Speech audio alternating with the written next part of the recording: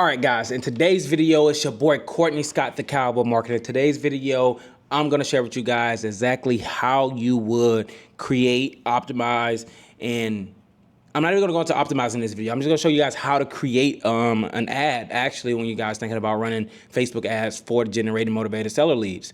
So, and this just from the configurations, how I name the campaigns, all the way into the end, into the lead forms, and I kind of just leave that up to you guys. But pretty much, first thing I do is come in here, click create.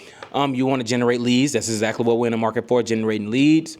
Then we come here. I normally just do manual lead campaigns because I'm very experienced. I spend over $600,000 a month in ad spend. So what I would do is I just go manual campaigns. I like to be able to control what I'm doing. I would recommend doing that the same for you guys, but some people just let Facebook do most of the work for you guys if you're not trying to be in here and set up everything yourself, right? And you're not trying to be in here optimizing all the time, and you kind of just want to focus on growing a business, but you also want to at least have some understanding of what happens on the back end of it. All right, so the first thing that I would do, guys, to come in here, make sure you choose the housing category. Why you want to choose the housing category? Because this ads is for real estate listing, homeowners insurance, mortgage loans, and anything, any other thing related to, like opportunities. So that's the first thing I would set up. I would name this campaign name. I would go something like lead gen, and I'm gonna say broad. What I normally like to name my campaigns, I'm just give you guys my whole strategies, my whole spiel. I say phase 1, test. That's normally what we're doing right here. We're testing. This is always on the first phase. We're just testing. And that's the campaign name. So I can know what is the campaign objective for me, which is to test this campaign. Second, what you want to come in here and do, I like to do instant forms, especially if you guys don't have a landing page, especially if you guys don't know how to create a landing page, don't know what a landing page is, you don't know how to install a pixel and stuff. Just go to instant form. You don't have to do majority of that anyway, right? So let's say I want to use my own name. Let's say I want to use Courtney. Let's say Courtney at Alpha Media. Say we want to use this landing page here. And let's go through the targeting, number of leads, performance goal. We want to maximize the number of leads, right? Or you can switch it to maximize the number of conversion leads. And the difference is between, as you maximize the number of leads, we'll show your ad to as many people as most likely to share their contact information with you, right? But if you want to maximize the number of conversion leads, we'll try to show your ad to people who will most likely convert after sharing their contact information with you. So you're basically telling Facebook, hey, I want to target people who will most likely take an action after they fill out my form. So you want to switch that over. You can change that over. Don't worry about catalog, guys. It's just here. You don't have a catalog. And you set your budget. So let's say if I'm just only set this budget at $10 a day. I set it at $10 a day, and I want to have it start. And today, I can literally just leave it here. I don't want to have an end date, but you guys could set an end date, and you can set the end date and the end time, and the ad absolutely shut off itself. But let's just say I just want to run it at $10 a day, and I'm gonna check. And when I feel like I'm running out of budget, I'll get in here and change it myself. All right, you can do the scheduling and everything if you guys want to. But here, basically, why I had you guys do at the beginning, set up housing category, because it's because of the Fair Housing Act, right? It eliminates a lot of the things for us. Like, we can't go and change the gender, right? We can't go and change the ad. Like, you can't change the age. You can't change the age. You can't change the gender. So Facebook will not shut down your ad account.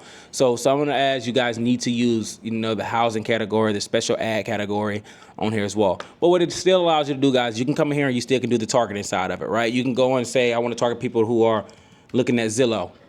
Let's see, Zillow, the interest, they're interested in Zillow. So they're doing activities on the internet that basically show that they're viewing Zillow a lot, which is, some are motivated sellers. Some are also people that are looking to buy. Some are people that are just house shopping, right? So what we normally do is, because our ad copy is so good, sometimes we like to leave the audience broad, right? We just like to leave it super broad at the beginning and then go and make our adjustments necessary towards that.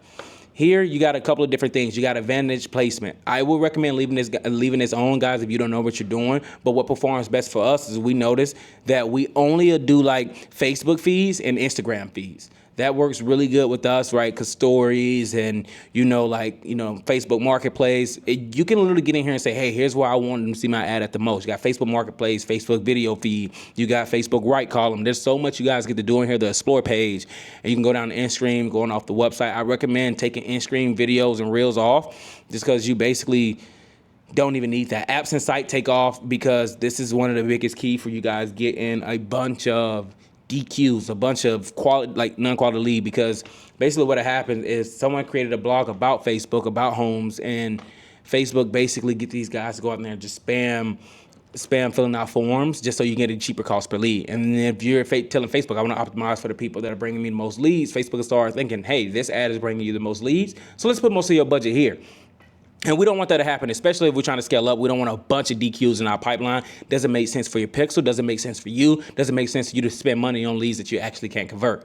So I definitely take that placement off, but I just leave it on automatic if you guys don't want to get in here and play around with the placements. And Facebook is really good at that, helping you guys out there. But if you do get a lot of spam leads and you realize, like, man, I don't want to deal with all these spam leads, what you can do is just come down here and just make sure you take apps and sites off, because that's going to prevent a lot of those spams. What I would do is I would name this campaign, since I didn't choose an audience. I would go broad, because we're just going broad, doing a broad audience, and I would name it what I'm going to put. So I got a picture right now, so I'm going to put a picture with text. And it's just something simple like that, right? If I'm doing a testing of, hey, new pictures, and I put the date and I say, hey, I made the update. I made the update on this certain date right here. I would just go in as much detail as you guys possibly can, so you can see what's working, what's performing as well, like with text. And I can put what the text says, cash as is, so I can know, right? Next thing you know, when you fill out this, that is named, you're going to go into the new leads. You want to go into the ad session. And this right here is where all the magic happens. This is what the motivated seller is going to see on the back end. And what they're going to see on the back end is basically your ad, right? So you want to just come here and go down to media. I would say single image or video, click that, not carousel. And you can come here and you can click add an image, pop up, put an image in here. Let me just upload my image, 1 second. It's uploading. Make sure everything is good there. And bam. So as you guys can see here, this is what it'll look like. So we buy houses as is. So that'll be the name of this. Photo as is. So we buy houses as is. So that's one thing that I also utilize there. Next, in the primary text, I already have the copy written out, guys, but let me just go and copy this and paste this for you guys as well. All right, so this is the copy that we have, and the copy is what's going to show up above the ad here. As you guys can see here, this is what pops up. And keep in mind, though, guys, you see how I had to hit read more? So when your ad shows, you basically want to, in like the first sentence, you want to basically tell them what it is that you're trying to do. Sell your house for cash. That is the first thing that we're screaming. Next is we can come here to headlines. And in the headline, we say, we buy houses for cash, all right? So we buy houses for cash, and this is your call to action. So the call to action, you can put learn more, or you can say, hey, get quote, or you can go here and say, get your offer, right? Depending on where they're at. In the stage of, if you're targeting the cold audience, a broad audience, I would just go and click learn more. But if you're targeting a retargeting audience, you probably want to use get offer, because they already talked to you before and they probably want a new offer. Things have changed. They see a testimonial. They clicked on this ad before, but they didn't submit. That we talk about later on, guys, in like previous YouTube videos or like upcoming YouTube videos or later courses in like later modules in the course. Here, it allows you to do enhancements. And enhancements sometimes can be your best friend, but sometimes your worst enemy as well. So sometimes, like, you can say, hey, I want to expand image AI. You can add music to it, but sometimes they add, like, different type of music. You can come in here and change the music you want to put on there. They can suggest what they want. But, like, one time we set up an ad for a client. It played, like, Pakistani music, which is really funny. The client did not like that so much. So sometimes we just come in here and we'll cut things like this off. You don't have to do this, and you can just click turn off. You can do like image filters. They can set filters up for you if you want filters on your image. And they do it sometimes if it's most likely to perform better, right? So keep that in mind. But you can go here and click save, and those are the enhancements your ads can do. So now we already have the headline, guys. The headline is super simple. You're calling out to them, you're telling them what we do. We buy houses for cash. So you can put in as little as 7 days. So as you guys can see here, what I did here, guys, is I capitalized like the first letter in each word It's meaningful words instead of like in and as. I didn't capitalize those. It was just like, hey, we buy houses for cash in a little as 7 days. So they see this as telling exactly what we do. The pictures are screaming what we do, and guess what?